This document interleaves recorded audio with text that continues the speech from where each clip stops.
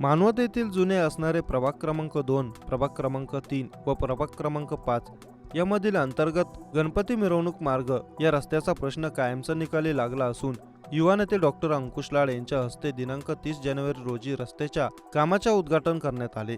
प्रभाग क्रमांक 2, प्रभाग क्रमांक 3 व प्रभाग क्रमांक 5 या तिन्ही प्रभागांना जोडणारा व या तिन्ही प्रभागांच्या नागरिकांचा दळणवळणाचा रस्ता असलेला गणपती मिरवणूक मार्ग हा रस्ता बऱ्याच दिवसापासून कामाच्या प्रतीक्षेत होता। या रस्त्याचे काम झाल्यानंतर बौद्ध नगर, परकोट मोहल्ला, संभाजीनगर, कोट गल्ली, पेठ मोहल्ला, लाड गल्ली, जुने दत्त मंदिर परिसर व आंबेगाव नाका आदी भागातील नागरिकांचा रस्त्यांचा प्रश्न सुटणार आहे। तसेच सध्याच्या आहे त्या रस्त्यावरून 4 चाकी गाडी जाण्यासाठी फार मोठ्या प्रमाणात कसरत करावी लागत होती। आता हा रोड झाल्यानंतर सहजरित्या 4 चाकी वाहनांची ये-जा या रस्त्यावर होऊ शकते।